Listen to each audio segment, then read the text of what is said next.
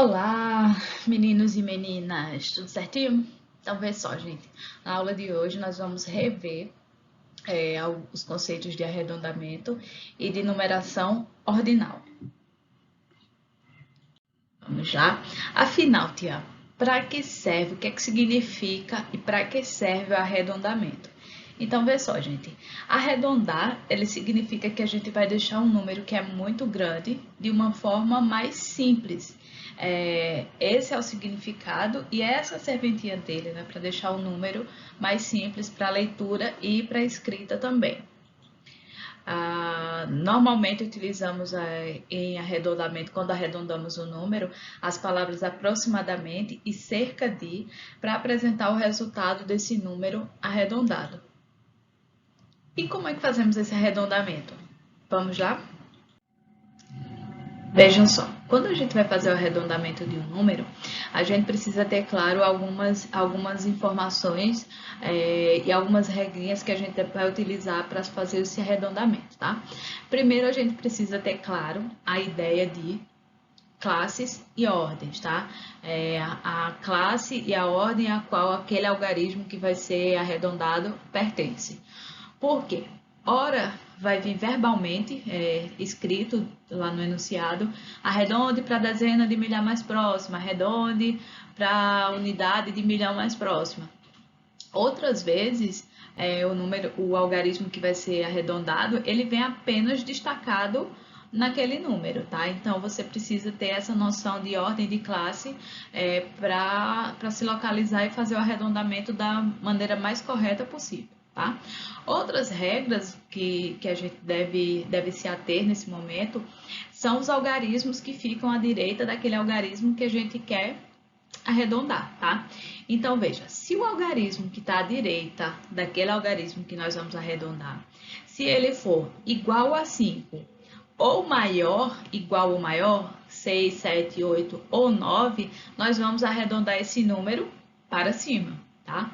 Mas se o algarismo que está à direita, imediatamente à direita, ele for menor do que 5, 4, 3, 2, 1 ou 0, nós arredondamos esse número para baixo, tá?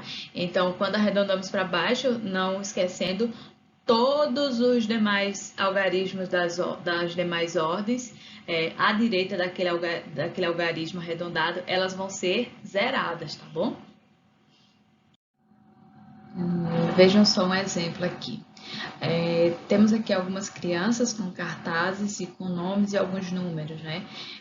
Esses nomes e números significam que são os nomes mais populares aqui em Pernambuco, segundo uma pesquisa, um levantamento do IBGE, do Instituto Brasileiro de Geografia e Estatística.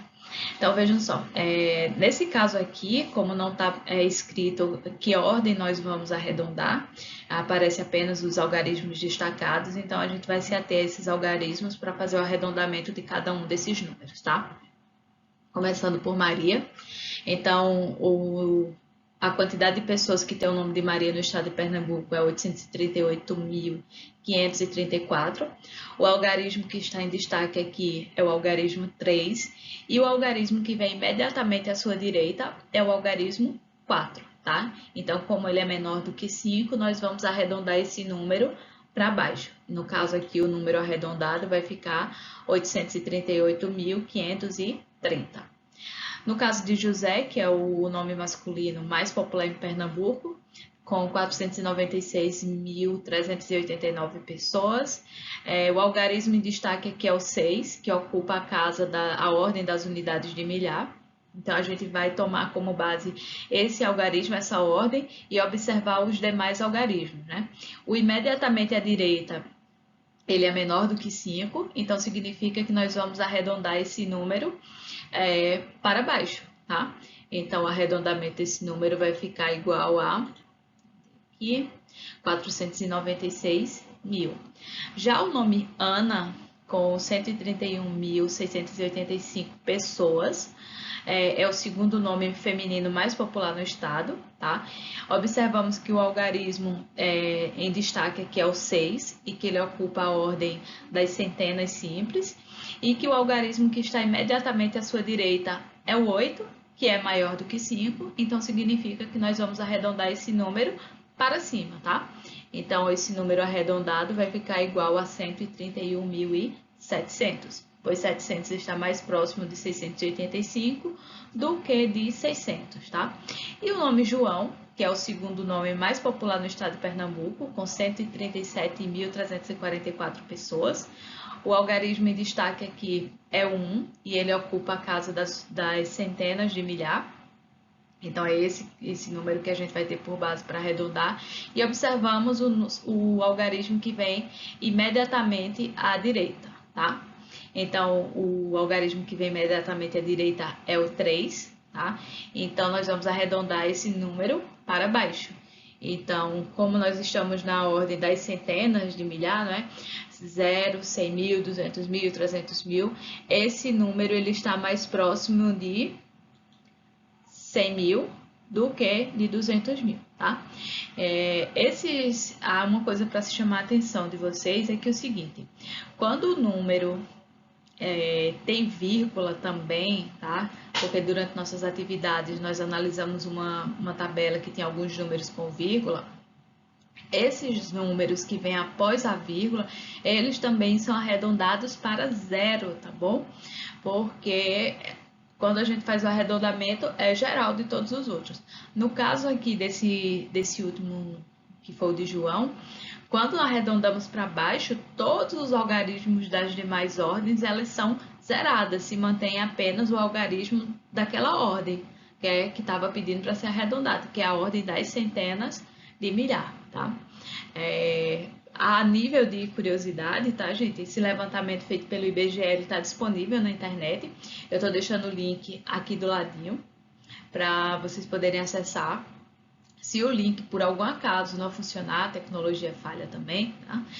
Vocês digitam no Google nomes mais populares no Brasil IBGE, tá? E com essas palavras vocês conseguem chegar até o site do IBGE, em que vocês vão procurar o nome de vocês e ver o quanto ele é popular no estado de Pernambuco, no estado que você nasceu e a nível nacional também, tá? E quando a gente voltar para a sala de aula, vocês me contam quão popular é o nome de vocês aqui no Brasil.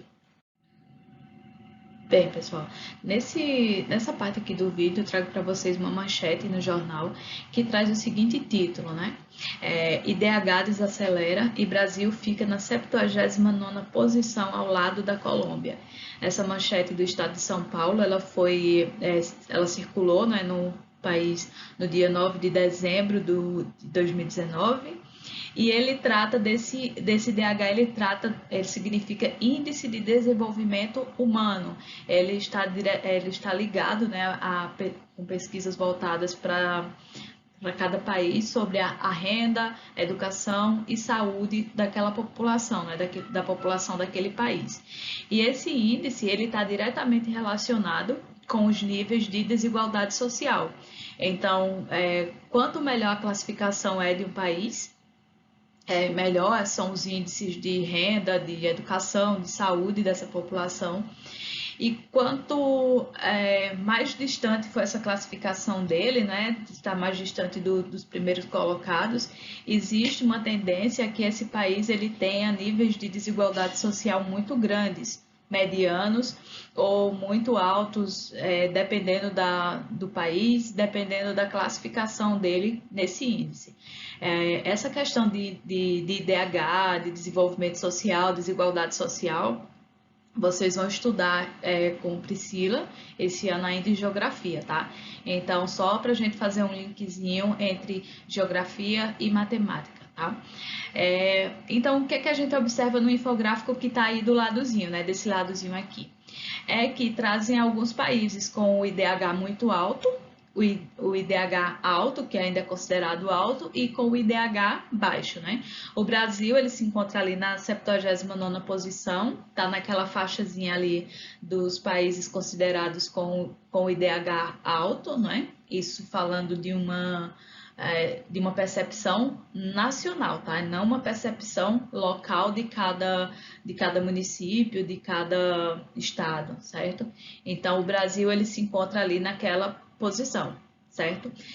Tem países que estão numa situação mais complicado em relação a esse desenvolvimento social, essas questões de renda, de educação e de saúde. Ali ao lado do Brasil temos Granada e Colômbia, né? O Brasil está empatado com a Colômbia, mas fica atrás de países como a Irlanda, a Noruega, os Estados Unidos, que não aparecem nessa listinha, mas se não me engano os Estados Unidos estão ali entre os 10. E temos aqueles ali que estão mais baixos, né? A República Centro-Africana e ali, se eu não me engano, o Chad. Estão entre as últimas posições e com um índice de desenvolvimento muito baixo, tá?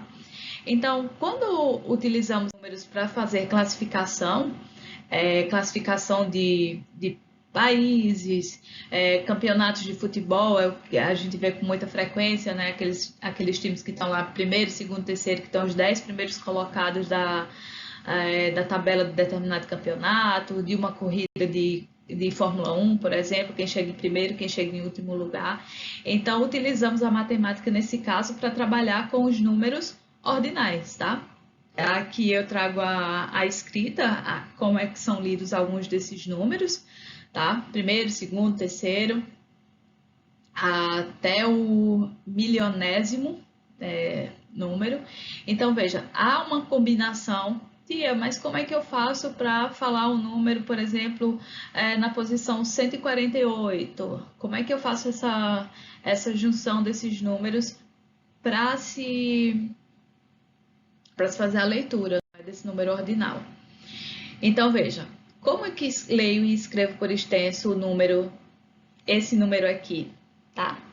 Então, a gente separa ele, né? A gente faz a decomposição desse número e após a decomposição desse número, a gente faz a leitura dele, tá? Então, esse número nós lemos como centésimo, quadragésimo, oitavo.